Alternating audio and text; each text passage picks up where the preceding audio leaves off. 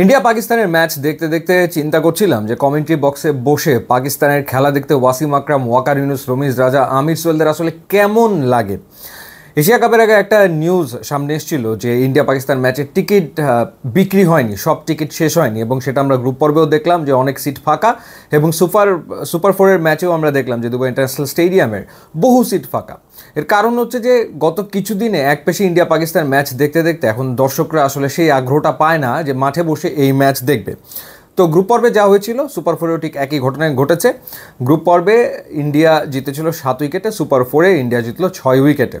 ব্যাটিংটা পাকিস্তান কিছুটা ভালো করেছে। গ্রুপ পর্বে তারা করেছিল 127 রান, সেই জায়গায় তারা সুপার ফোরে 171 রান করেছিল 5 উইকেট হারিয়ে, কিন্তু সেটা আসলে যথেষ্ট হয়নি ইন্ডিয়ার এই ব্যাটিং লাইন আপের জন্য। স্পেশালি যেদিন আসলে অভিষেক শর্মা খেলবে, মানে তখন মনে হবে যে সানরাইজার্স হায়দ্রাবাদের ব্যাটিং চলছে আর কি। মানে অভিষেক শর্মা 17 বলে 18 বলে আইপিএলে 50 করে করে অভ্যস্ত। তো ঠিক সেরকম একটা ইনিংস তিনি খেলেছেন। 39 বলে 74 রানের একটা ফ্যান্টাস্টিক নক খেলেছেন, 6টা 4 এবং 5টা ছক্কা তিনি আসলে হাঁকিয়েছেন, এবং সব রকমের শট খেলেছেন। শুভমান গিল করেছেন 28 বলে 47 রান, 8টা 4, দুজনে মিলে 105 রানের ওপেনিং জুটি করেছেন। ওখানেই তো আসলে ম্যাচ শেষ। অর্থাৎ এই যে নতুন বলে পাকিস্তানের ফাস্ট বোলাররা, যেই পাকিস্তানের ফাস্ট বোলিং জগৎ বিখ্যাত ছিল একটা সময়, সেই পাকিস্তানের ফাস্ট বোলাররা নতুন বলে উইকেট নিতে পারে না। শাহিন শাহ আফ্রিদি কিংবা হারিস রৌফ কেউই উইকেট নিতে পারে না। সেখানে পাকিস্তানের ক্যাপ্টেন সাইম আইয়ুব আগের দিন ভারতের বিপক্ষে ভালো বোলিং করেছিলেন, যদিও তিনি পার্ট টাইমার। তাকে দিয়ে দেখা গেল যে 3টা ওভার প্রথম 10 ওভারের ভেতরে করিয়ে ফেললেন। তো তাতেও আসলে কোনো লাভ হয়নি। ওই 105 রানের যে ওপেনিং পার্টনারশিপ হয়ে গেছে, ওখানেই আসলে পাকিস্তান ম্যাচ হেরে গেছে। এরপরে তিলক ভার্মা 19 বলে 30 রান করেছেন, তো তাতে করেই আসলে ম্যাচ শেষ। আর পাকিস্তানের কথা যদি বলি, ব্যাটিংয়ে সাহিবজাদা ফারহান 58 রানের একটা ইনিংস খেলেছেন। গ্রুপ পর্বেও তিনি 40 রান করেছিলেন ইন্ডিয়ার বিপক্ষে। আর অভিষেক শর্মা, তিনি আসলে এখন এশিয়া কাপের হাইয়েস্ট রান গেটার। গ্রুপ পর্বের 3 ম্যাচে 30, 31, 38 রানের 3টা ইনিংস খেলেছিলেন।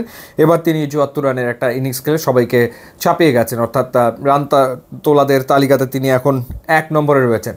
অর্থাৎ কোয়ালিটিতে পাকিস্তান কোনোভাবেই আসলে পেরে উঠছে না ইন্ডিয়ার সাথে, না সেটা ব্যাটিংয়ে না সেটা বোলিংয়ে, কিছুতেই না। ইনফ্যাক্ট কখনো কখনো মনে হয়েছে যে গ্রুপ পর্বে তো ওমান এর চেয়ে ভালো ক্রিকেট খেলেছে ইন্ডিয়ার বিপক্ষে। মানে ওমান, তারা ইন্ডিয়ার 8টা উইকেট ফেলে দিয়েছিল 188 রানে, এবং যখন তারা ব্যাট করেছে তখন তারা 167 রান পর্যন্ত করেছিল। মানে ওমান তো করেছিল, হ্যাঁ সেটা গ্রুপ পর্বের গুরুত্বহীন ম্যাচ ছিল বটে, তারপরে ইন্ডিয়ার এগেনস্টে ওমান এরকম পারফরমেন্স করেছে। আর সেখানে সো কল্ড হাই ভোল্টেজ ম্যাচে পাকিস্তান আসলে কী পারফর্ম করলো।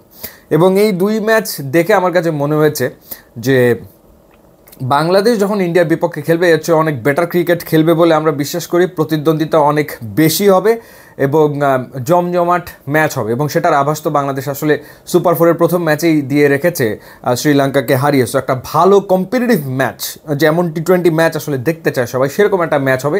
এরকম এক পেশে গড়পড়তা ম্যাচ আসলে হবে না।